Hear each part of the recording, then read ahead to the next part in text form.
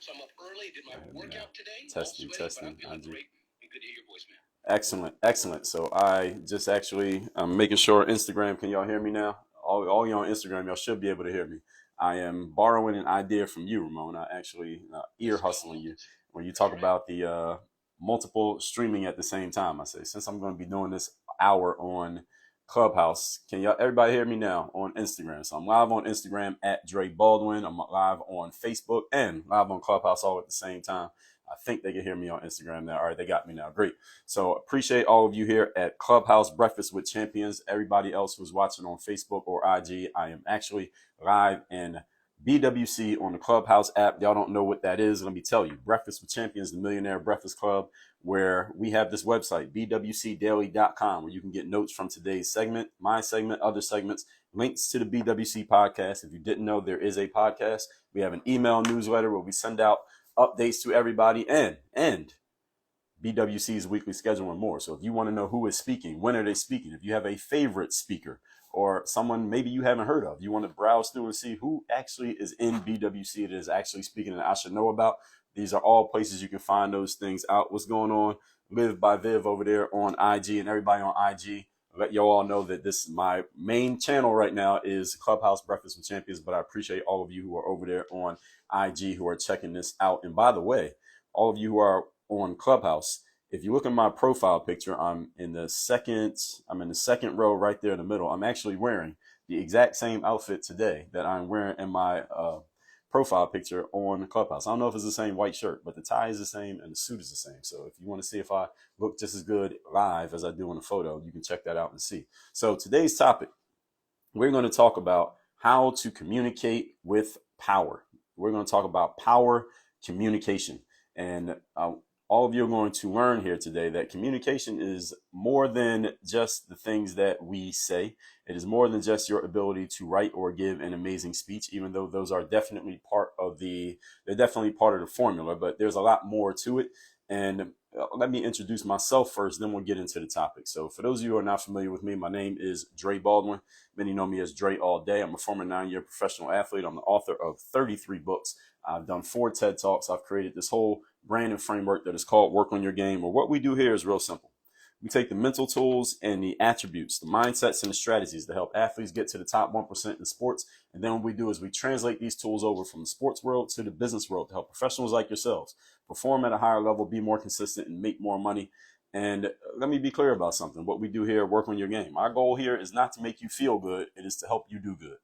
And there is a difference between the two. Now, if you happen to feel good in the process, that's all great, but that's not our aim. Our aim here is not to make you feel good. Our aim is to help you do good. And if that means you had to hear something that you didn't want to hear, if you got to do something that you didn't want to do, see something or feel something that you did not want to see or feel, then we will do it by any means, because our goal is performance and results. We are in a performance and a results-based business. I come from the sports world. That's what we do. We get coached, and then we turn around and we coach. That's what we do here at Work on Your Game. And that's what I do when I come into my segments. And that's what I do if you come into Work on Your Game University, which is the link up there at the top of the screen. So let's get into the topic. Communicating with power.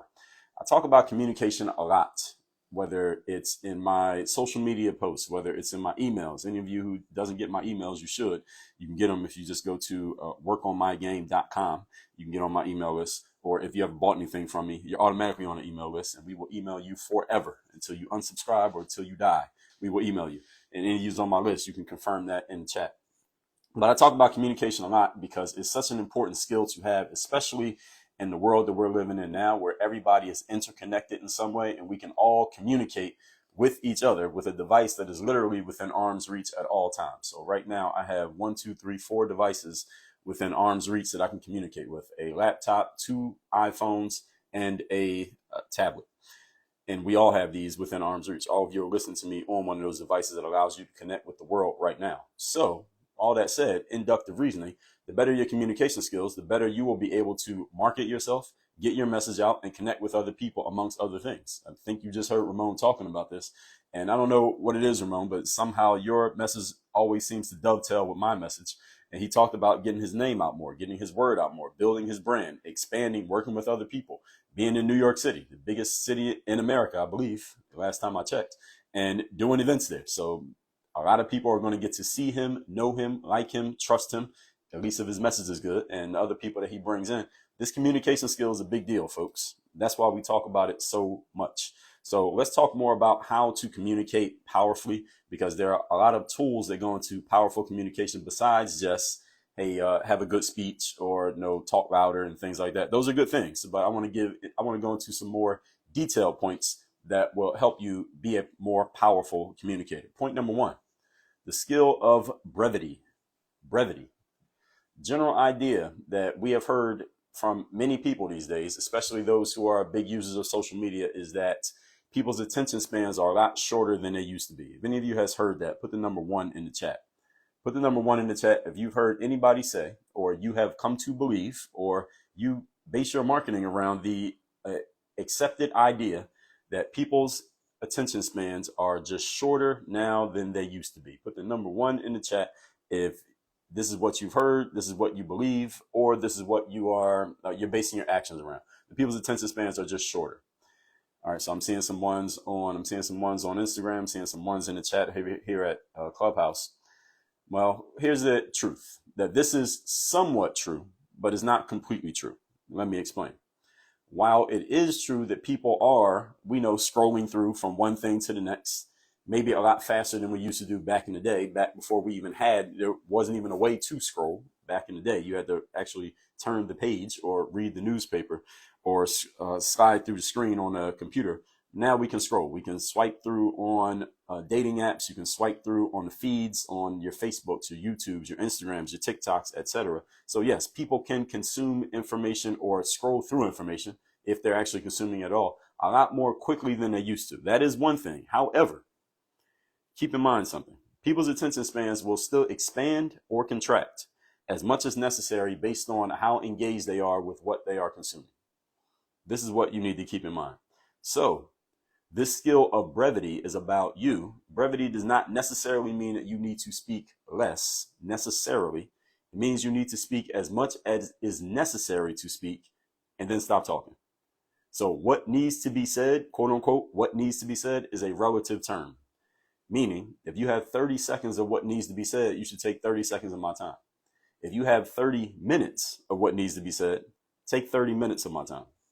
If you have 3 hours, take 3 hours. If you have 10 days, take 10 days. Just don't take more time than is necessary. So whatever amount it is, make sure you are saying what needs to be said. Don't add any extra fluff to it, because when you add the fluff, that's when you start to lose people's attention. So attention spans being shorter these days, again, is true in some ways, but it's not always true. It just depends on how much attention you have of the people that are consuming you at that moment. So any of you can think about this in your own lives as a consumer and as a producer.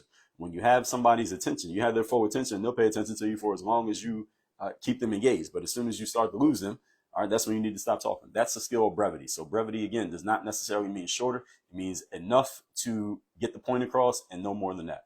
Point number 2, we are talking today about how to be a more powerful communicator. Second ability that you need is the skill of decisiveness. Yes, decisiveness. Now, Dre, you may be saying, Dre, what does decisiveness have to do with being a powerful communicator? Isn't decisiveness more of like a leadership trait? Isn't it more of like an internal personal development thing? What does it have to do with communication? Well, I'm going to tell you what it has to do with it. If you want to be a powerful communicator, you need to be decisive and affirmative in your style of communication. Think about this. I want you all to think about this. You think about the best leaders that you've ever had in your lives, whether it was a parent, a teacher, a coach, somebody whose program you were in, maybe somebody whose book you read. I heard Alexander earlier, he was talking about, I believe it was Jay Shetty's book he was talking about, and how he's going to base the segments around Jay Shetty's book because it was made such an impact on him. I want you to put the number 2 in the chat if you noticed, now that I'm asking you to think about it, that the best leaders you've been around in life are usually, when they speak, when they communicate, they do so decisively and affirmatively. In other words, they speak in a way as if to let you know that they definitely understand what they say, they truly believe what they say, and they communicate in such a way that they make you believe what they said. Put the number 2 in the chat if you notice that about the best leaders that you've seen, whether it's a leader that you had a personal relationship with them, they led you, or maybe as a leader that you watch from afar. Maybe you watch them on social media, maybe you read their book, maybe you've been to their event. If you have noticed that about the best leaders, the most, let's not even call them the best, because best is very relative and subjective. How about the most effective? Those who are effectively getting people to follow them. Let's put it that way. People who are good at getting people to follow them. I want you to look at their social media feeds. Look at the way that they talk. Watch them when they're on stage speaking. Read their books. Look at the way that they put words together. Read their emails. Notice what they say in their text messages. Notice that they're always affirming. They are decisive. They are definitive. They're not asking you. They are telling you. There was a speaker that I heard at an event years ago, and he said, one of the things that he said that was really impactful, and is probably the only thing he ever said that I remember. He said he decided, because he was in sales, and he was talking about how he started to up-level his sales game, and when he really became a leader in his sales organization and his organization started to take off, he said, this is what I started doing, Dre. He said, I stopped asking people questions and I started making statements. He said, I stopped asking questions and I started making statements. This is what a powerful communicator does. Now, I'm not saying that being a powerful communicator means you never ask a question. It doesn't mean you have all the answers. But when you're in that leadership position, when you're in that leadership frame and people are following you, you know what people like to follow?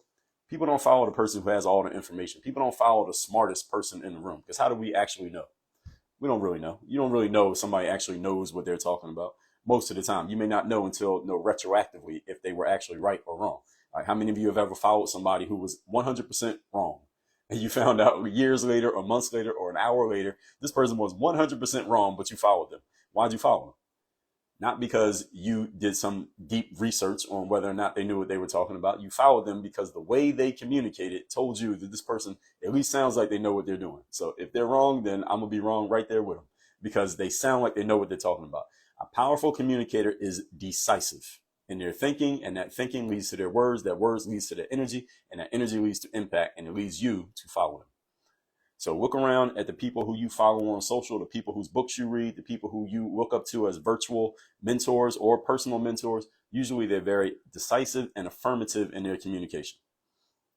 So you have to be careful of using, in any of you read anything about communication, you may hear people talk about being wary of using what they call weasel words. What are weasel words?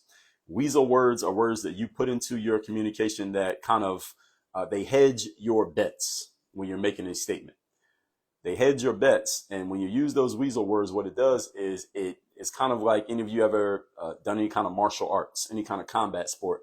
A boxing trainer or a fighting trainer will tell you, you got to be careful of pulling your punches.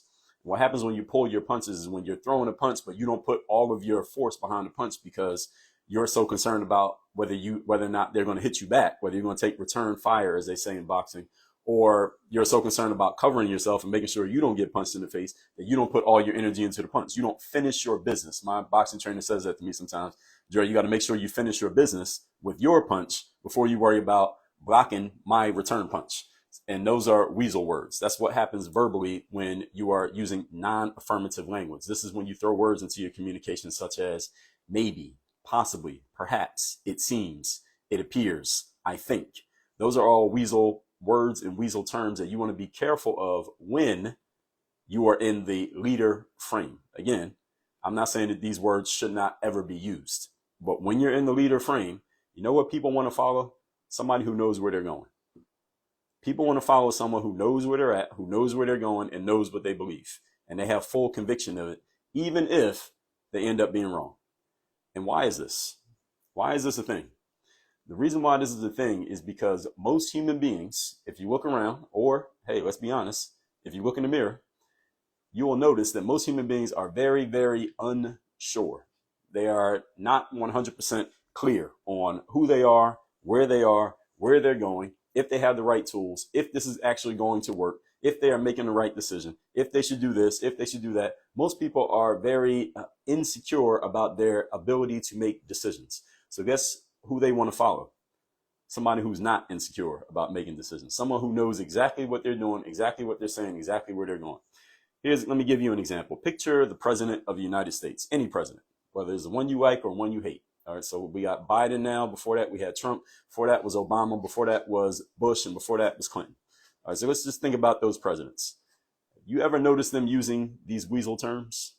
Maybe, possibly, perhaps, it seems. Sometimes they'll throw it out there just to frame They throw it out there to frame the affirmative statement. But usually when you think of a president, you think of a CEO, you think of a leader, you think of a boss, you're thinking of someone who is very self-assured. And can we agree that every president, boss, CEO, leader, parent has stated something affirmatively at one point, and then later on we found out that they were 100% wrong and didn't know what they were talking about? Any of you ever experienced that? Whether it was you who ended up being wrong or the person leading you ended up being wrong, and you followed them to the wrong place, put the number 3 in the chat. If you have ever listened to someone who spoke something as if they were 1,000,000% sure that they were right, and then later on you found out that they were 100% wrong, put the number 3 in the chat. It could have been a politician who stated something so affirmatively, you're like, all right, there's no way that this person can be wrong. They got to believe this. Or it was your parent who stated something that they believed was true, wasn't true.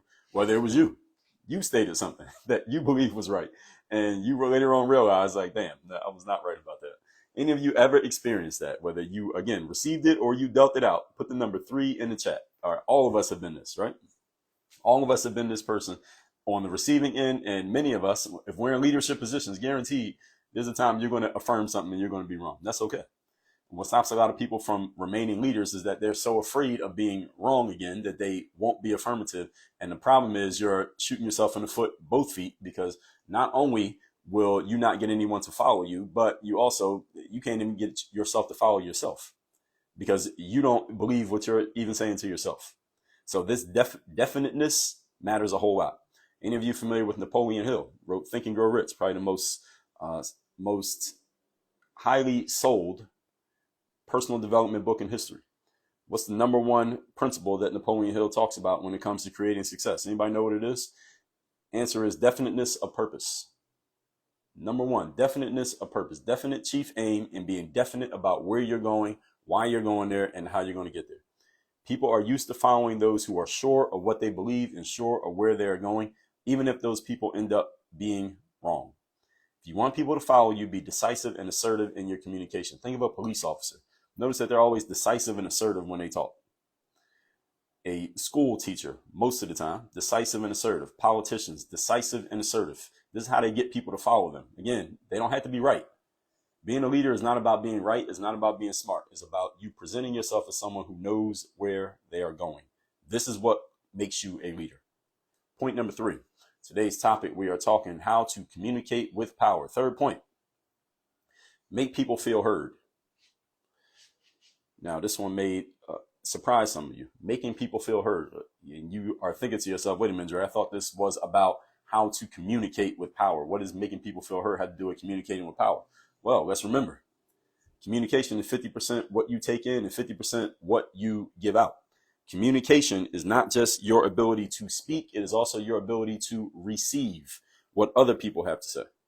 And it actually could be more than 50% because you look at your own face in the mirror, you have 2 ears, you have 2 eyes, you have 1 mouth, which to me, I took math 4 times in college, calculus that is, but that looks like a 4-to-1 ratio if my math is correct, which means for every 1 time you speak, you could be taken in 4 times.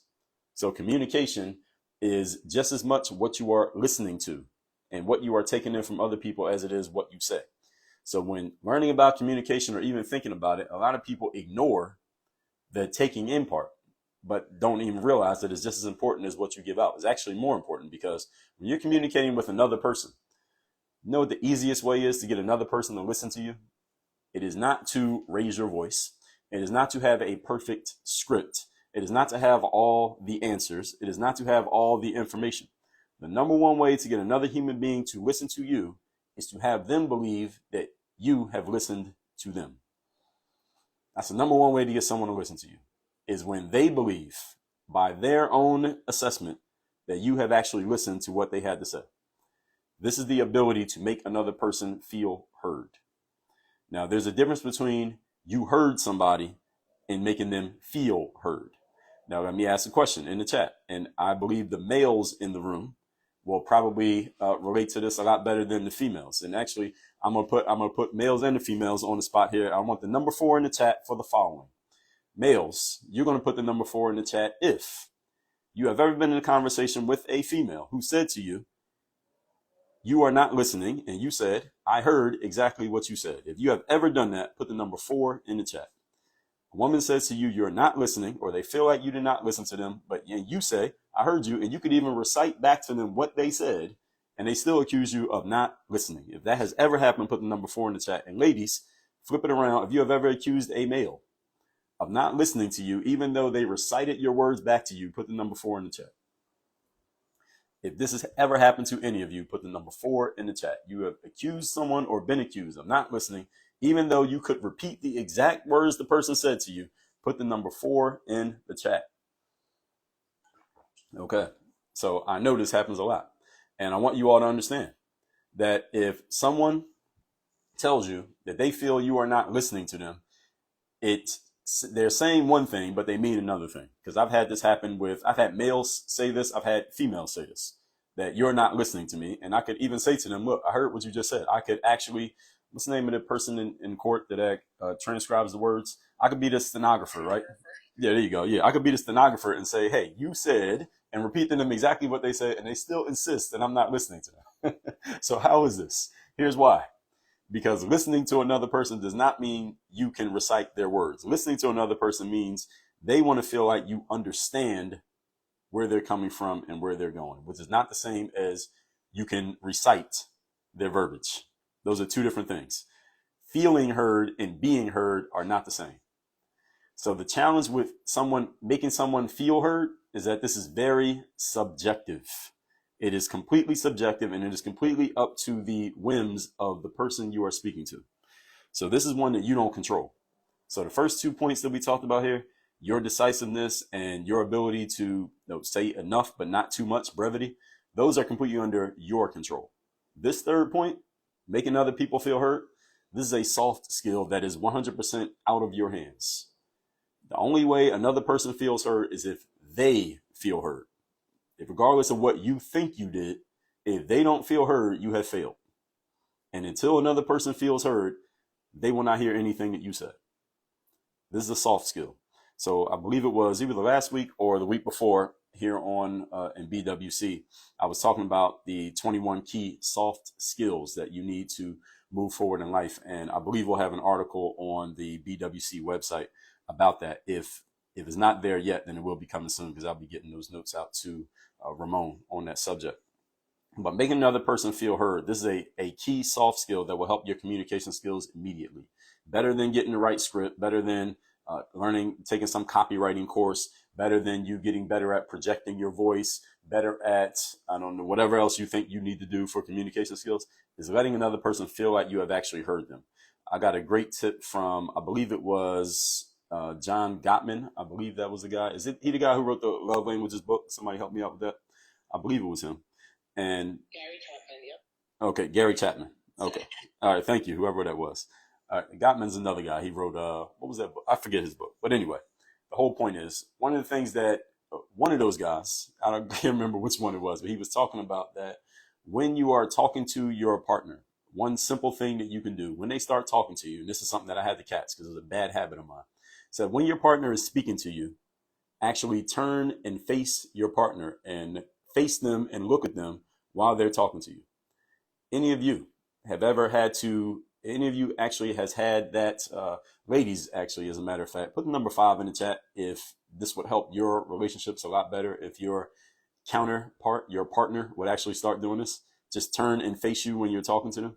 And males, if you have ever made the mistake of not doing this, and now that I'm pointing it out, you realize, you know what, Dre, I don't do that either. How about you put the number 5 in the chat as well? If that would help your conversations, if they would just turn and face you while they are speaking to you. And again, this is something that I had to catch myself because I'm often active doing a whole bunch of other things. This is one way that another person feels heard. Why? Because when you turn and face a person, what are you giving them? You're giving them your attention. And the one limitation that human beings have, and often it comes with attention, comes the focus. One limitation human beings have is that we can only focus on one thing at a time. So when somebody's talking to you and you are facing them and looking at them, you are giving them your focus and attention. And that allows them to feel a lot more heard than if you're turned to the side and you're responding to what they say and you heard them, but do they feel heard? Those are, again, two different things. So the challenge with this, again, being that it's very subjective, is completely based on the experience of the person to whom you are speaking or listening. To make another person feel heard, you got to get good at what we call active listening. And active listening is more than just letting a person talk. It is engaging with what another person is saying, and through your body language and your words, encouraging them to continue talking by showing them through those words and body language that you are actually giving them your full focus and attention. So this is a big thing. Again, I will speak from the male perspective, being that that's where I have experience, that males, many of us falter right here in this space. And this is how we get into the "you're not listening" conversation, even though, again, you can stenographer back to them what they said, because you're not giving your full focus and attention, or it does not appear you are giving your full focus and attention. And let me give you a hint. If it appears you're not giving your full focus and attention, you're probably not giving your full focus and attention.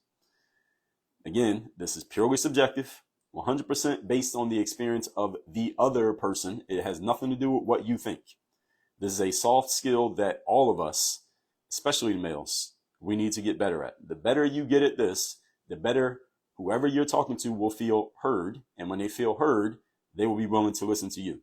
Another skill when it comes to active listening is to be able to, in your own words, repeat back to another person, not necessarily repeat it like parroting what they said, paraphrasing it, but letting them know that you're understanding them by taking their words and saying, okay, I get what you're saying because that means this, or you're feeling this, or it feels this way. Very important skill that, again, males, this will help your relations with any female, whether it's your mom, your significant other, girlfriend, wife, daughter, whoever, co-worker.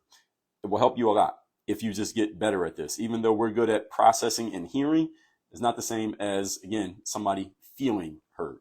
This will help. If you just take that one skill, that'll help you a lot moving forward in your communications. And remember that communication is just as much what you take in as what you put out.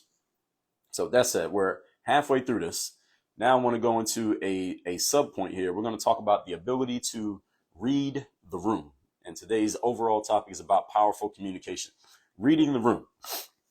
Now, all of us have heard this phrase. You heard somebody say something like, well, you got to learn how to read the room. If anybody ever made a mistake of making some kind of statement somewhere and it didn't go over right with the audience, or it didn't kind of land the way that it was supposed to land, and somebody will give you the advice, well, hey, you got to read the room. You didn't read the room properly. That's why you made this mistake in communication. All of us have heard this phrase, but what exactly does it mean to read the room? Because again, this is a phrase that we use all the time, but I haven't heard anybody lay it out exactly what it means, how to do it. So this is another soft skill that all of us could benefit from getting good at, because we're getting deeper and deeper into a world of interconnectivity, which means how they used to say back in the day, and there was a movie, I believe it was called 6 Degrees of Separation, right? That from any one human being to another human being, there was only at the most 6 degrees between them and another person, and you could connect pretty much any two human beings on the planet with at most 6 connections. With the world of interconnectivity that we're in right now, those 6 degrees are getting smaller and smaller to where there might not be 6 anymore. Maybe right now there might only be 2 or 3, because the internet, I can connect with pretty much I can connect with all of you right now. We have direct connection, but let's say I didn't know you. I can get on Instagram. If you're on Instagram, then the only degree is Instagram. So there's only 2 degrees. Me to Instagram, Instagram to you. Boom, 2 degrees. So if you're on social media, any social media app, and you have a public profile where I can type in your name and find you, that right there is at the most 2 degrees. Now, let's say you're not on the internet. Now, all I got to do is connect to somebody who does know you. So then we got 3 degrees. So that 6 degrees of separation has been pretty much cut in half. So being that we're all connected so closely these days, at least theoretically, it is my duty here that I explain this phrase in a way that everybody can understand and to apply. So let's talk about how to read the room. Number one thing you have to do is sharpen your observation skills. Remember that communication is not just what you say. You have one mouth, but you got 2 eyes and you have 2 ears. This means you should be hearing a lot. You should be seeing a lot. Your observation skills is noting the body language and the energy of other human beings. So the first way to read the room, and by the way, when we say read the room, it doesn't necessarily mean you have to be in a room full of people. Not like at BWC Dallas, the event that's going to be happening April 13th and 14th in Dallas. I will be there. If you are thinking about coming there, then you need to be at that event. When we talk about interconnectivity and connection and this 6 degrees of separation being cut down to 3 degrees, that's an event that you need to be at. Anybody who's in my audience, you'll know I talk all the time about being in the room. Don't be on Zoom, be in the room. All right, you cannot make the same connections on a Zoom call that you can make by shaking somebody's hand. So if you have never gone to an event, you've never invested in doing something like that, you thought about it, but you never actually got around to it, you don't understand what's the point of going in a room and meeting people, what do you actually get, come to this event. All right, I don't know how, I didn't say this, Ramon's not in the room anymore. I don't know if he's still watching on Instagram, but those tickets are vastly underpriced. So I suggest all you take advantage, because I bet the next BWC event, those tickets will not be the price that they are right now. Could someone, one of the moderators, please put the link to the BWC event and the dates in the chat again, just to make sure everybody got it. So any of you who is thinking about coming to the event, get your ticket. The link is, there it is. Thank you, Christina. bwcdaily.com/Dallas23. Please get your ticket to that event. If you invest in going to an event this year, invest in going to that one. That can get you started. And once you go to that and you see what it's like to go to an event and shake hands and meet people and actually build real life connections, then that will open the floodgates in your mind for you going to other events and investing in yourself. One of the best things you can do as a professional is to go to events and meet people. There's a reason why the high level professionals you see and know about all go to events. And that is not a paid endorsement, but I just had to throw that in there since we're talking about interconnectivity. So back to my first point, observing. And when I say reading the room, that does not necessarily mean a room full of people. Reading the room could be you talking to one person. Okay, so the room is metaphorical here. Observe the body language and the energy of the other person or people with whom you are engaging when you can. And again, that's why you want to meet people in person, because you can get a lot more about, you can read a lot more about someone's nonverbals in person than you can on a Zoom call, or let's say here on Clubhouse. I don't know anybody's nonverbal communications because I can't see anybody. I don't know what any of you is, I don't know what energy anybody is giving off other than what somebody says. So if somebody doesn't say anything, I don't know anything about you. But if I meet you in person, I can read a ton about you, even if you don't say a word. That's observing the body language, observing the energy. Keep in mind, and many of you have probably heard this, that most communication is nonverbal, right? Depending on who you ask, anywhere between 60 and 97% of communication is everything other than the words that are being said. This is why you need to be a very sharp observer of body language. Remember that communication, again, nonverbal. Pay more attention to things that are not being said other than the words. Adults and even kids, I would bet a kid, I have a child who's only 7 months old. He's not really speaking yet, but I would bet a child by the time they get to about age 7 or 8, and then from there we only get better at it. Even kids get good at deceiving with words. All right. We get really good at lying with words. Why? Because we have so much experience speaking. If you're age 25 or 30 or 64 right now, how many words have you spoken in your life? You've spoken millions of words. So we get really good at basically telling any story that we want with words. The thing is, the human body has not evolved as quickly as our ability to speak, which means when we may be saying one thing with our words, sometimes we're saying something completely different with our bodies. Any of you has ever been in an experience where somebody's words were saying one thing, but their body was saying another? Put the number 6 in the chat if you have ever experienced that, where their words were saying one thing, but the body language was saying something different. And I want everybody here should be putting the number 6 in the chat, because you have experienced this. The thing is, many of us didn't notice it. Why? Because we are so used to paying attention to words that we're not even noticing what's not being said. We're not even noticing what's not actually happening. I was on a call the other day with somebody who was talking about joining one of my programs, and we were talking. We went through our conversation. I told him, hey, here's what it's going to take to get into the program. And it was a gentleman I was talking to. He was like, yeah, well, he was in his vehicle at the time, and he was saying, yeah, well, I got to go look at what I got and see where I'm at. And I'm almost at my venue, because he was going to some event. He said, all right, can we reconnect tomorrow and talk about it? I said, yeah, we'll reconnect tomorrow and talk about it. And let's schedule a time. We scheduled a time to talk about it the next day. And there was something about this guy's body language that said, all right, something about what he's saying is not matching his body language. His body language is not matching his words. And I knew it. Something in the back of my mind said it. And I said, all right, we'll see what happens. Then the next day, he didn't show up to the call. I reached out to him, and he told me, well, I'm not going to be able to do this because X, Y, Z. And it only confirmed what I had already seen the previous day. His body language was saying something different than his mouth was saying. And this happens all the time, folks. The thing is, we need to get good at noticing it. We got to get better at observing this stuff. Body language tells you a whole lot. Observe the body language of the people. Observe the space. the energy of the people in any space that you walk in, and it can tell you a lot about what's going on so that you're not caught, you're not blindsided by what ends up happening. Malcolm X, for example, if any of you has not read the autobiography of Malcolm X, is actually written by Alex Haley, but is all Malcolm X's words. He talked about how during his heyday, when he would speak Malcolm X was speaking a lot of ghetto communities back at that time. And he would talk about how anytime he gave a speech, he walked into a room, he could tell if there was more tension than normal inside of a room. And that helped him tailor what he was going to say and how he would say it to his audiences, because he could tell, he could feel the energy of the room, because he was very good at reading people's body language. And that comes from just all his experiences that he had in life, from being in the streets and being incarcerated, and all his experience speaking to audiences. He had learned to read body language, because unlike us these days, who are we are hypnotized by these digital devices. The only thing they had back then was actually looking at and talking to actual humans, not looking at and talking to screens. So we have to kind of be intentional about this, whereas back then they had no choice. It was kind of built into society. These days it's kind of being built out of society, if you get what I'm saying. Point number 2, we are talking about how to get better at reading the room. Number 2, listening carefully. Now understand, we talked about listening earlier. Notice I'm talking about it again. That's because it's so important. You're listening to not only what is said, but also to what is not said. You learn a lot by what people leave out of their conversation. Everything I told you about observation is not to say that words do not matter. They do. When you're listening, however, you should also notice what people are not saying and get good at understanding the direction of where someone is going with their words. This is an important point that will also help a lot of our communications with other human beings.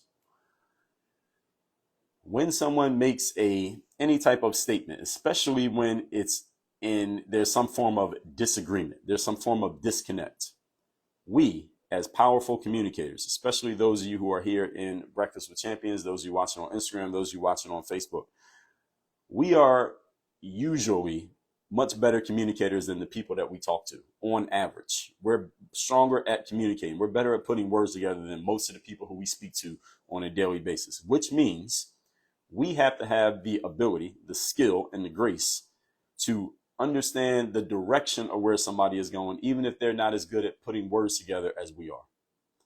So I want you to put the number 7 in the chat. If you've ever talked to someone and you understood the direction of where they were going, but their words weren't quite as smooth as maybe you would have put it if you were saying what they were saying. You got what they were trying to say, but they weren't that good at saying it. Put the number 7 in the chat if you've ever experienced that, where someone was they were a little bit shaky in their ability to communicate their point, but you got what they were trying to say. You understood it. And if you had to put their words into your words, you could probably say it a lot better than they did. Maybe 2, 3, 10 times better than they had.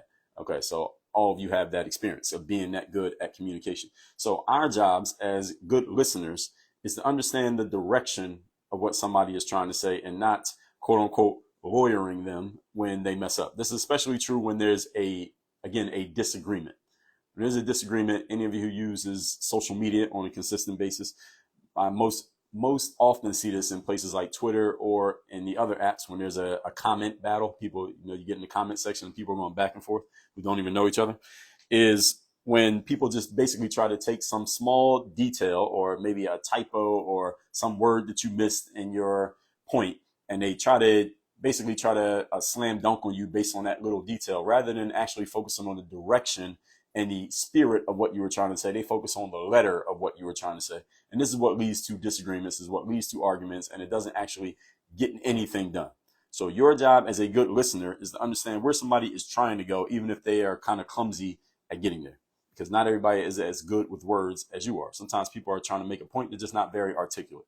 So if a person has a baseline level of intelligence, you can understand where they're going, again, even if they kind of suck, which means when you respond to a person who has this not as much ability as you, you should address the direction of their point rather than the specific verbiage of their point.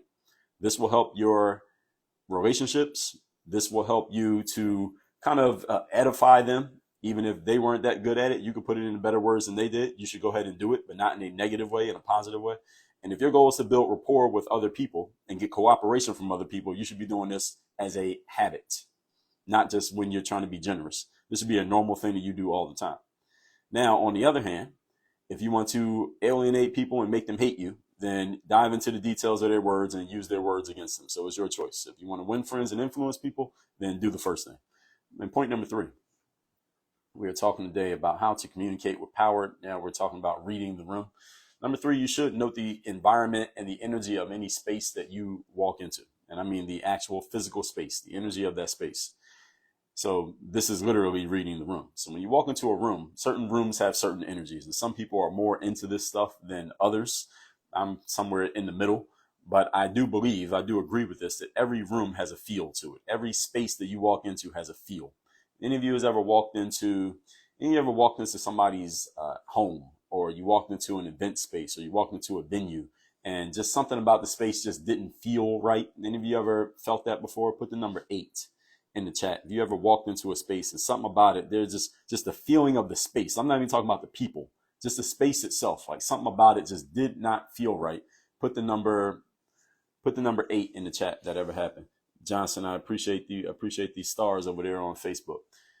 And we all have this feel. We all have this instinct. We all have this intuition about any space that we walk into. Again, the challenge that all of us have is that sometimes we get so much into our heads. We are so much focused on what the conversation that we have going on in our heads that our intuition and our instinct doesn't get a chance to get its thought through to our conscious minds, because we're so preoccupied with other things. And again, these devices, which do amazing things for us, but also have some drawbacks. We are so caught up in what's going on in the device, and the device is sucking away so much of our attention and focus that we don't even listen to what our intuition is trying to tell us. And our intuition will tell us everything if we would actually pay attention, but we got to learn how to shut everything else up so we can listen to it. So when I talk about the energy of a room, I'm talking about that can be the music in the room, the sounds, the paint on the walls, the temperature of the room, the energy being given off by any other humans who are in that space, the experiences you have had in that space in the past, the expectations that you bring with you into the room. All of the above play into the environment of the energy of any space. It's like how some people, when they move into a home that was previously occupied, they may call in and put the word me in the chat if any of you have ever done this. I've never done it, but I've heard of people doing it. They move into a new home, and that home had been previously occupied, or that apartment, somebody had lived there before. You call in some expert to come in and kind of exercise the energy of the old person, whoever lived there before, and get that energy out of there so that you can bring your own energy into the space. Any of you ever do that? Put the word me in the chat. I don't know if I know anybody who's ever done that. Oh, some of you do that? Okay. Rovi, I see you do it. I've never done that, but I like to move into a place that's never been lived in before if I can. But I understand why somebody would do that, because you want to get that other person's, that energy, whatever it was. It doesn't mean they were a bad person, but you want to get your own energy into that home. So any of you has ever done that? Again, put the word me in the chat if you've done it. Okay, so I'm seeing a couple people have done that before. And there are some people also who believe that, let's say you move into a home where somebody died in that place. You believe the ghost of that person. Now, I'm not sure how much I believe in ghosts, but I do believe that the soul, the spirit of someone who was there before is still there, and it does have some validity. Again, not necessarily the whole ghost thing, but that there is some energy. The energy that a person brings into a room does have an effect on what's going on in that room. I'm 100% agree with that. All right, so now we got 15 minutes left here. I'm going to talk real quickly about brevity a little bit more, and then we're going to leave some time for some open discussion on this subject of powerful communication. So it is not lost on me when we talk about brevity, verbal brevity, that I'm a person who I have a daily podcast, a solo, comes out every day. It's called Work on Your Game. It's about 20, 30 minutes every day. And I do an hour segment here on BWC. And those of you who are watching this on live streams, I do hour-long live streams all the time. I do reels every day. I got my reel topics up on the whiteboard that I'm going to be talking about here today. I'm a person who talks for a living. So it is not lost on me that a person who talks for a living, I spend hours every single day talking about the skill of brevity, which is speaking less and making sure you're saying enough that needs to be said, but not too much. But this is what I want to talk about when it comes to the skill of brevity, is helping you be more powerful with the words that you say. Again, whether you need to talk for 2 hours or whether you need to talk for 2 minutes. So I'm going to give, how many points we got here? 3 quick points on the skill of brevity, and then we'll open it up for conversation. Number 1, when it comes to brevity is you want to speak in sound bites. Speaking in sound bites. Any of you who has ever been on TV, any of you ever done a TV spot, put the number 9 in the chat. If you ever appeared on TV as not as the main person, like you weren't the host of the show, but you appeared as a guest, like as a invited guest. Like we have person XYZ on the show to talk about this news item that happened right now. Put the number, what was that, number 9? Number 9 in the chat. All right, so any of you who's ever done TV, you understand that you need to speak in sound bites, because when the mic gets turned to you or the camera gets turned on you, you don't get 15 minutes to lay out your point. All right, if you're on a half-hour TV show or an hour-long TV show, you got like 30 seconds to make a point, and that might be the only chance you get to talk. You get 30 seconds. That's your whole time. You got put your makeup on, got your hair done, you put your nice clothes on, you go to the studio or you get on the camera from your home, and you get 30 seconds to talk, and that's all you get. And speaking in sound bites is an important thing, because you got to be able to make your point and stop your point. Start your point, make the point, stop the point. This is a sound bite. When people get an opportunity to introduce themselves, people get an opportunity to ask a question, even when any of you ever does live events. And here's another one. Any of you ever does live events and you take Q&A, put the number 10 in the chat. If you ever done a live event and you took Q&A from the audience, and I've done this as the speaker on the stage, and I've seen it as an audience member, and it's kind of like a cringy. What happens is sometimes when you open the floor for questions, and then somebody takes way too much time actually asking their question or making their point or saying what they want to say, to the point that they kind of sort of, you got to cut them off, and you don't want to, but you have to, because they're taking up too much time, because people simply talk too much.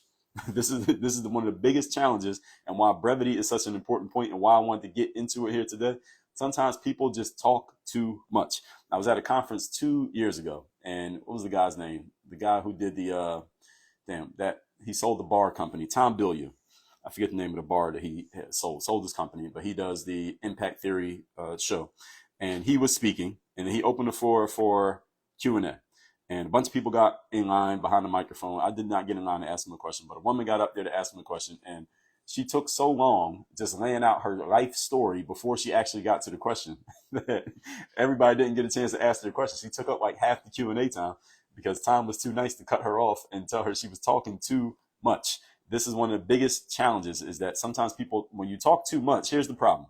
It's not that what you had to say doesn't matter. It's that people lose the main point of what you're saying, because it gets watered down and diluted by all the extra stuff that you say.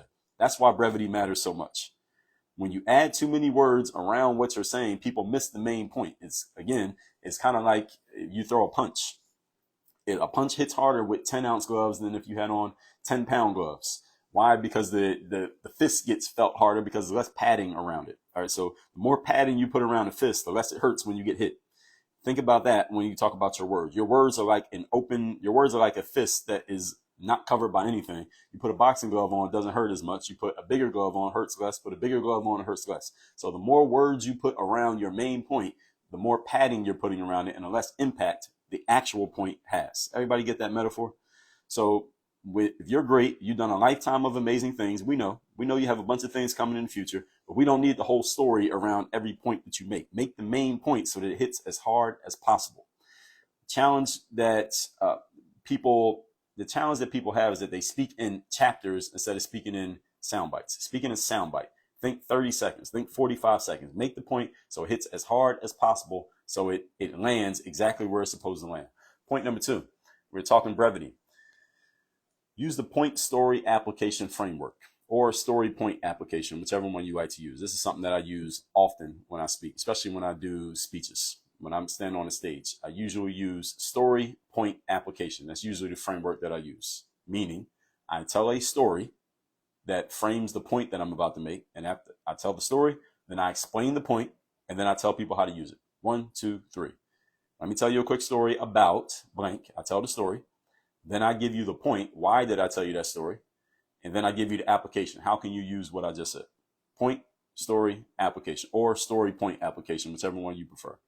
This is a framework that I use all the time. I use this whenever I give speeches. So when I'm going to be speaking at a conference in Orlando this week, and I'm going to do this. I'm going to tell 5 stories followed by 5 points. Well, not in that order. I'm going to tell a story, then I'm going to tell the point, then I'm going to tell the application. I'm going to do that 5 times in a row. 1, 2, 3, 4, 5. My speech is done. Then I'm going to recap my 5 points, and then I'll be done. similar to what I do here. I don't always tell a story with all my points here, but that's the framework that I like to use all the time. Often people start making a point with no way of ending the point. In other words, people don't know how to land the plane. They can take off, but they can't land. All right, you got to be just as good. If you're going to be a pilot flying planes, you got to be just as good at landing as you are at taking off.